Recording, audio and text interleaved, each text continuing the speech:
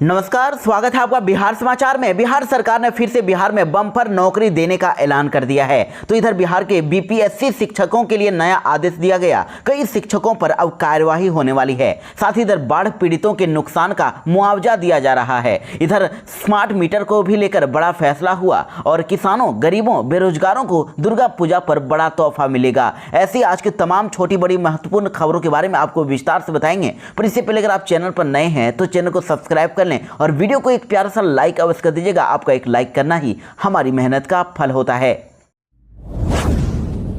बिहार के बेरोजगार युवाओं के लिए बड़ा ऐलान कर दिया गया है। मुख्यमंत्री नीतीश कुमार ने कहा है कि एक साल में बिहार में 10 लाख रोजगार देंगे। जी हां, बिहार में 2025 में होने वाले विधानसभा चुनाव को लेकर अभी से ही दावों की बरसात शुरू हो गई है। और इसी बीच मुख्यमंत्री नीतीश कुमार ने भी ऐलान कर दिया है कि अगले एक साल में वो 10 लाख रोजगार देने वाले हैं। उन्होंने कहा कि हमने अपने कार्यकाल में 24 लाख लोगों को अब तक रोजगार दिया है और आने वाले समय में 10 लाख और लोगों को रोजगार देंगे। साथ ही उन्होंने ये भी दावा किया कि बिहार के लिए अब विशेष राज्य का दर्जा लेकर रहेंगे या विशेष पैकेज लेंगे। साथ ही उन्होंने एक बार फिर से दोहरा दिया है कि 2025 में एनडीए के साथ ही चुनाव में उतरा जाएगा। और एक बार दो बार गलती हुई है, महागठबंधन में जाकर हुई है, अब ऐसी गलती नहीं होगी। हम लोग मिलकर चुनाव लड़ेंगे और जीतेंगे।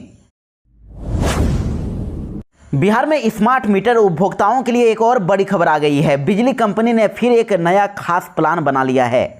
जी हां, बिहार में स्मार्ट प्रीपेड मीटर को लेकर लगातार राजनीतिक पार्टियां आंदोलन कर रही है और उपभोक्ताओं के बीच भी इसे लेकर मन में कई सवाल हैं। इसी बीच अब बिजली कंपनी ने स्मार्ट प्रीपेड बिजली मीटर उपभोक्ताओं को बड़ी राहत देने का फैसला किया, जिसके तहत अब अगर आपके स्मार्ट प्रीपेड का बैलेंस अगर खत्म हो जाता है तो बिजली नहीं कटेगी। यानी कि स्मार्ट मीटर के उपभोक्ता पैसा खत्म होने के 7वें दिन तक, यानी कि अगले एक सप्ताह तक बिजली का उपयोग कर सकेंगे। उनका बिजली नहीं काटा जाएगा। वैसे अगर अभी की बात करें तो स्मार्ट मीटर का अगर रिचार्ज खत्म हो जा रहा है तो 3 दिनों के बाद बिजली काटी जाती है। 3 दिन तक बिजली नहीं काटती है। और अब उपभोक्ताओं की समस्याओं को देखते हुए बिजली विभाग ने इसे 7 दिन तक करने का फैसला लिया है। अगले 7 दिन तक बिजली नहीं काटी जाएगी। इसके लिए एक सॉफ्टवेयर अपडेट करने का काम शुरू किया गया है और सॉफ्टवेयर अपडेट होने के बाद इसका ट्रायल किया जाएगा। इस पूरी प्रक्रिया में अधिकतम 1 महीने का समय लग सकता है। बिहार सरकार ने केंद्र सरकार से की बड़ी मांग, कहा 6 लाख और पीएम आवास चाहिए। जी हां, बिहार ने प्रधानमंत्री आवास योजना ग्रामीण के तहत और 6 लाख आवास का लक्ष्य वर्तमान वित्तीय वर्ष के लिए केंद्र सरकार से मांगा है, ताकि अधिक से अधिक गरीबों के लिए पक्के मकान का निर्माण कराया जा सके। आपको बता दें कि वर्तमान साल में अभी केंद्र सरकार ने 2,43,000 आवास का लक्ष्य दिया है और इनके घरों के लिए निर्माण की प्रक्रिया भी शुरू कर दी गई है। वहीं पहले कराए गए सर्वे के बाद बनी प्रतीक्षा सूची में 13,55,000 लाभुकों के नाम बचे थे, जिन्हें आवास मुहैया कराया जाना है। और इनमें से 2,43,000 लोगों को इसी साल आवास देने का लक्ष्य केंद्र सरकार ने दिया है। वहीं लक्ष्य के अनुरूप ग्रामीण विकास विभाग उतने लाभुकों के आवास निर्माण की स्वीकृति देता है। इसी तरह अब 2,43,000 को स्वीकृति देने के बाद अब भी 11,12,000 लाभुकों को आवास देना बचा हुआ है। आपको बता दें कि बिहार में अब तक 36.5 लाख पक्के मकान बनाए गए हैं। बिहार के शिक्षकों के लिए आया नया निर्देश, अब शिक्षक करेंगे लाल पेन का उपयोग। जी हां, बिहार सरकार ने अब बिहार के प्राथमिक विद्यालयों यानी कि कक्षा 1 से 8 तक के विद्यालयों में अब अच्छी शिक्षा दिए जाने को लेकर नया निर्देश जारी किया है। शिक्षा विभाग ने अब आरडी, डीई और डीईओ और जिला कार्यक्रम पदाधिकारियों को ये निर्देश दिए हैं कि अब से कक्षा 1 से 8 के छात्रों के अब होमवर्क और क्लास वर्क का जो चेकिंग होगा वो लाल पेन से किया जाएगा। इस दिशा में उठाए गए कदम से अब शिक्षा में सुधार की उम्मीद की जा रही है। शिक्षा विभाग ने शिक्षक मार्गदर्शिका के तहत यह सुनिश्चित किया है कि सभी शिक्षक होमवर्क और क्लास वर्क के मूल्यांकन यानी कि चेकिंग के लिए लाल पेन का इस्तेमाल करेंगे, ताकि छात्र शिक्षकों द्वारा किए गए सुधार और टिप्पणियों और सुझावों को आसानी से पहचान सके। इससे न केवल छात्रों को गलतियों की पहचान होगी, बल्कि वे दिए गए सुझावों पर ध्यान भी केंद्रित कर सकेंगे, जिससे उनके सीखने की प्रक्रिया में सुधार आएगा।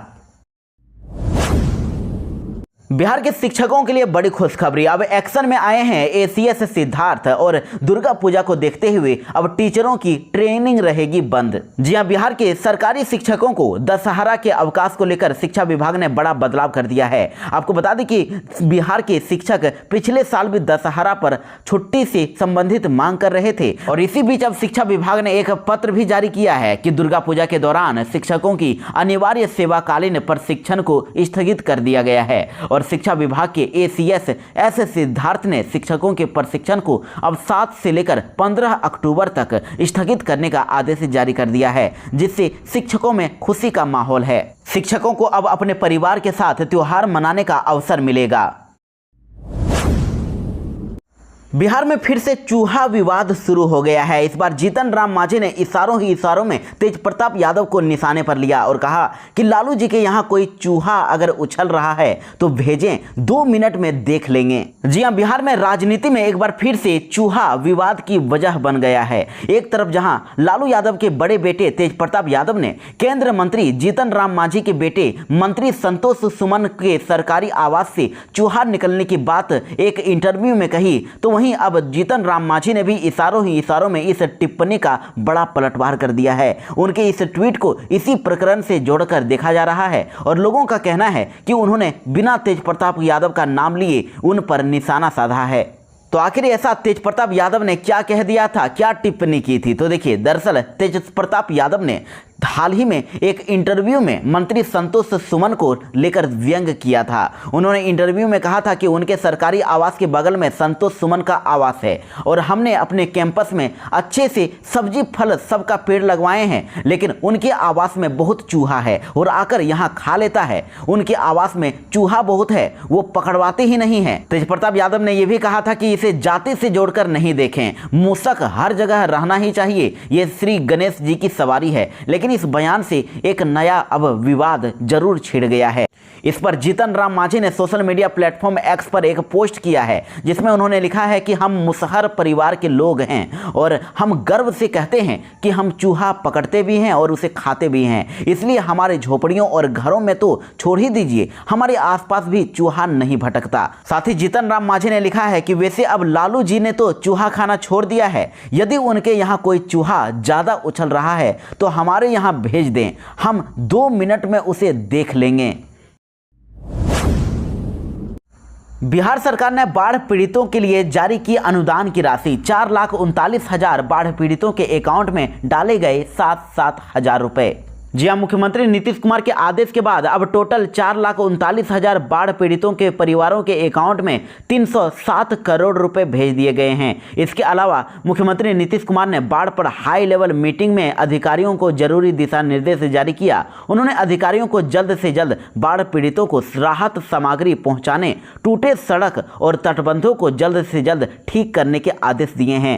वहीं इसके अलावा बाढ़ राहत शिविर में बच्चे को जन्म देने वाली मां को 10,000 रुपये का सहायक अनुदान भी मिलेगा, उनको एक्स्ट्रा 10,000 मिलेंगे। और दूसरे चरण में इधर बाढ़ से प्रभावित परिवारों को दुर्गा पूजा के पहले ही 9 अक्टूबर तक उनके खाते में राशि निश्चित तौर से ट्रांसफर हो जाएंगे।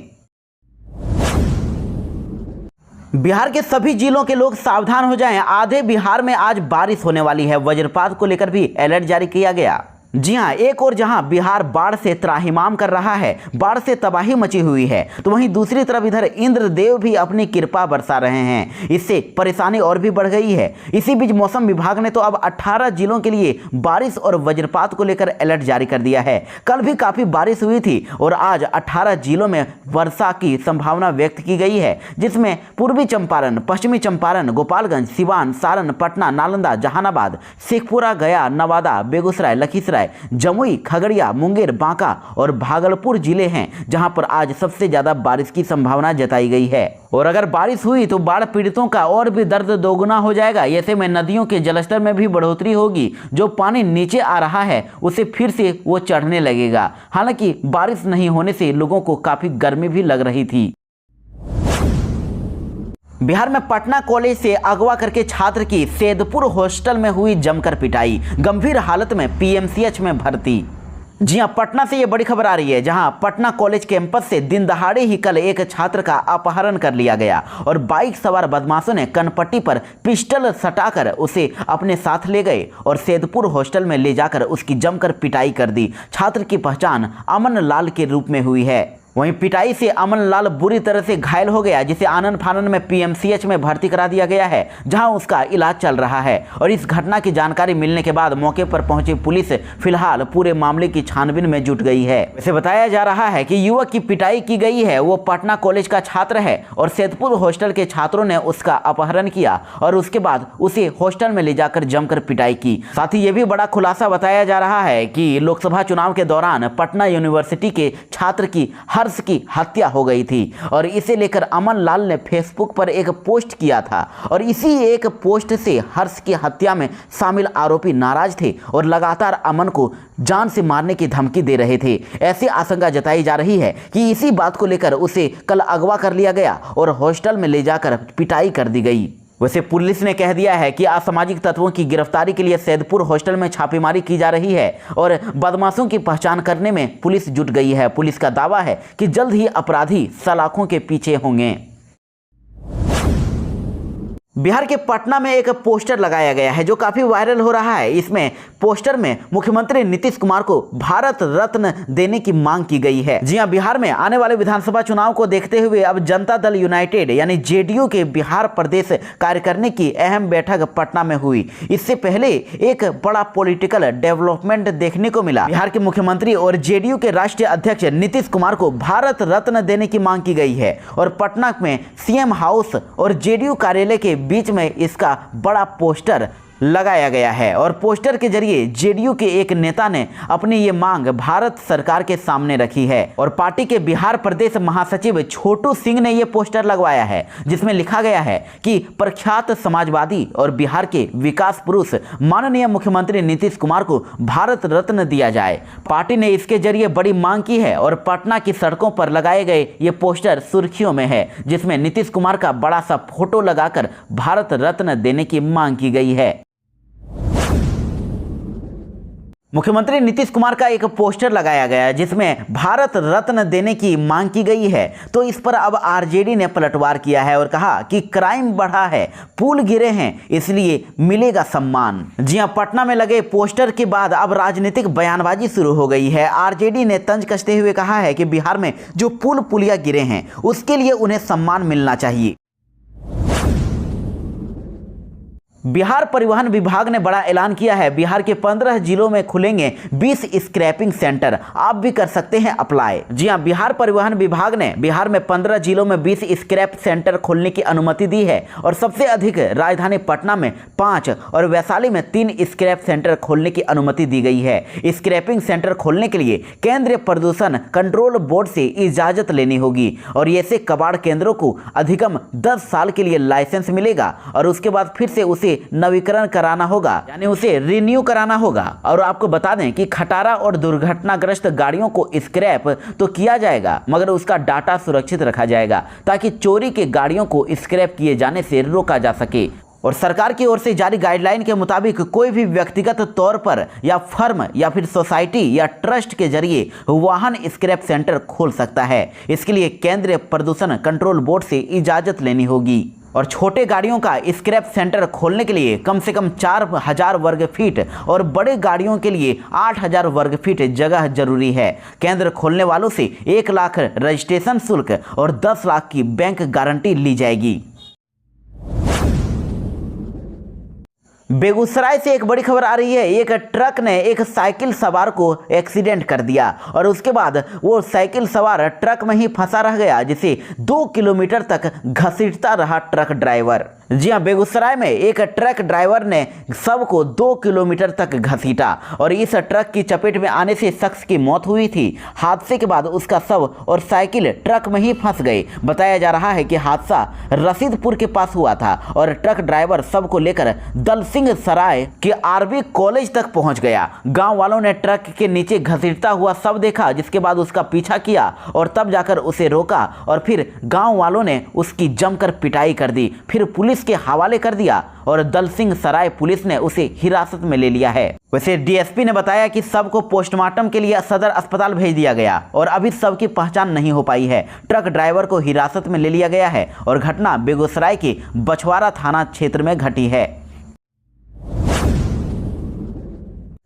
बिहार के पूर्णिया में बाढ़ ने तबाही मचा रखी है। यहां पर घर से लेकर स्कूल तक सब पानी पानी हो गया है। चूल्हा चौका के साथ पढ़ाई भी ठप हो गई है। आपको बता दें कि बिहार के 17 जिलों में बाढ़ से तबाही का दौर जारी है। लगभग 15 लाख की आबादी बाढ़ से परेशान है और पूर्णिया के अमोर प्रखंड क्षेत्र में बाढ़ से जो स्थिति उत्पन्न हुई है वो अभी भी ऐसी की तैसी बनी हुई है। प्रखंड के ग्रामीण क्षेत्रों में 5 दिनों से बाढ़ का कहर जारी है और घर घर में बाढ़ का पानी घुस गया है। चूल्हा चौका सब बंद हो गया है। क्षेत्र में बाढ़ से प्रभावित परिवार अपने घर को छोड़कर सड़कों पर और ऊंचे जगहों पर जाकर आश्रय लेकर समय बिता रहे हैं। वहीं बाढ़ से उत्पन्न बेगारी की समस्याओं ने क्षेत्र के मजदूर वर्गों को भूखमरी के कगार पर लाकर खड़ा कर दिया है, क्योंकि वो कमाते हैं तभी वो खा पाते हैं। और अधिकांश हिस्सों में स्कूल हो या फिर मदरसा, हर जगह पर पानी ही पानी भर गया है। इससे बच्चे की पढ़ाई भी प्रभावित हुई है और 25 पंचायत बाढ़ से यहाँ पर प्रभावित हुए हैं। वहीं बाढ़ प्रभावित क्षेत्रों में राहत और बचाव कार्यक्रम नहीं होने से यहाँ के लोगों में काफी आक्रोश है।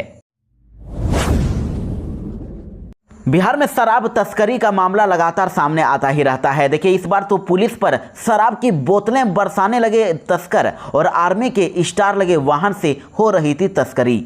जी हां, बिहार में उत्पाद पुलिस ने जमुई चकाई मुख्य मार्ग के पेलवाजन गांव के समीप शराब लदे वाहन को जब्त कर लिया है। इसको लेकर उत्पाद अधीक्षक सुभाष पांडे ने बताया कि उत्पाद पुलिस को सूचना मिली थी कि देवघर के झारखंड से आर्मी के स्टार लगे एक 4 पहिया वाहन से भारी मात्रा में 3 से 4 बजे के बीच शराब तस्करी के लिए ले जाया जा रहा है। और इसके बाद डुमरी चेक पोस्ट के पास सभी आने और जाने वाले गाड़ियों की जांच की जाने लगी। इस दौरान एक स्कॉर्पियो काफी तेज गति से चेक पोस्ट से गुजर रहा था और जवानों ने उसे रोकने का इशारा भी किया और ये ऐसी गाड़ी का इस्तेमाल आर्मी में किया जाता है, लेकिन वह बैरियर को तोड़ते हुए भागने लगा। पुलिस ने उसका पीछा किया। तस्कर पुलिस से बचने के लिए डुमरी चेक पोस्ट से लेकर पेलवाजन गांव तक लगातार पुलिस पर गाड़ी पर शराब से भरी बोतलें फेंकने लगे, लेकिन पुलिस ने उनका पीछा जारी रखा और पेलवाजन के पास 56 कार्टून शराब लदे इस गाड़ी को जब्त कर लिया है। लेकिन अंधेरा होने की वजह से तस्कर भागने में सफल हो गए, लेकिन पुलिस गाड़ी को जब्त करके अब मामले की छानबीन में की जा रही है। बिहार के मुजफ्फरपुर से बड़ी खबर आ रही है। बस ड्राइवर की हार्ट अटैक से मौत हो गई और वो गाड़ी चला रहा था, लेकिन पहले यात्रियों को बचाया, फिर स्टीयरिंग पर ही दम तोड़ दिया। जी हां, किशनगंज से पटना जा रही एक यात्री बस के चालक को यानी ड्राइवर को अचानक ही कल दिल का दौरा पड़ गया। इससे ड्राइवर की मौत ड्राइविंग सीट पर ही हो गई। दम तोड़ने से पहले उसने दर्द के बीच भी पहले बस और यात्रियों को बचाया और फिर स्टीयरिंग पर ही दम तोड़ दिया। और इस मृतक चालक की पहचान पटना जिले के मीठापुर थाना के मीठापुर निवासी मुन्ना नेपाली के रूप में हुई है, जिनकी उम्र 60 वर्ष थी। वैसे जानकारी के अनुसार आपको बता दें कि बस किशनगंज से चलकर अपने रफ्तार से मुजफ्फरपुर और हाजीपुर के रास्ते पटना के लिए जा रही थी। इसी बीच कुढ़नी थाना क्षेत्र में बलिया ओवरब्रिज पर चढ़ते ही चालक को बेचैनी होने लगी और बेचैनी और सीने में दर्द के कारण ड्राइवर बस पर से अपना संतुलन खोने लगा। बस जाकर सामने के डिवाइडर से ही टकराने वाली थी, लेकिन इससे पहले ही अपने जान की परवाह किए बिना ड्राइवर ने बस को सड़क के किनारे खड़ा किया। बस खड़ी करके साथ ही स्टीयरिंग सीट पर ही उसकी मौत हो गई और ये देखकर यात्रियों में कोहराम मच गया और बस पर सवार 30 से 40 यात्री बस से बाहर निकले और सभी ने राहत की सांस ली। सभी यात्रियों ने ड्राइवर की अचानक मौत पर दुख जताया है।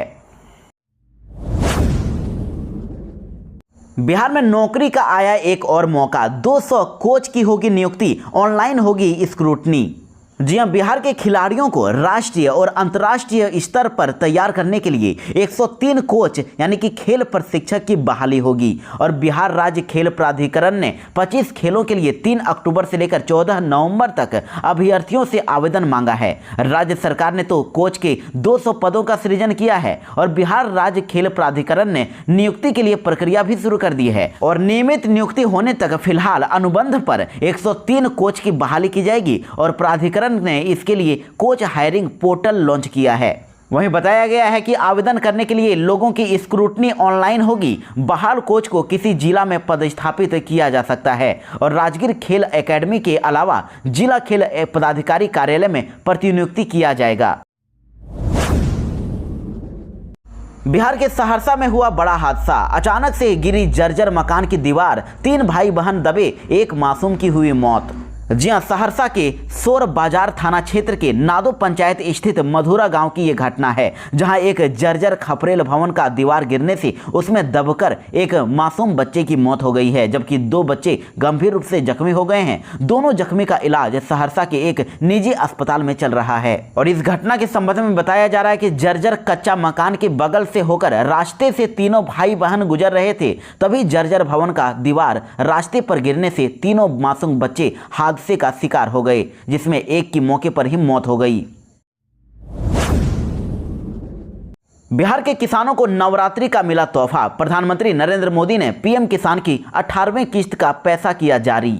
जी हां, बिहार के साथ ही देश के किसानों को नवरात्रि का तोहफा केंद्र सरकार ने दे दिया है। पीएम किसान की 18वीं किस्त की राशि जारी कर दी गई है और देश के करीब 9 करोड़ 40 लाख किसानों के खाते में 2000 रुपए डीबीटी के जरिए सीधे उनके बैंक अकाउंट में क्रेडिट कर दिया गया है। और दशहरा से पहले पीएम मोदी ने किसानों के खाते में पैसा भेजा है। और अगर आपके भी अकाउंट में पैसा आ गया है तो वीडियो को लाइक करके समर्थन जरूर दर्ज करें।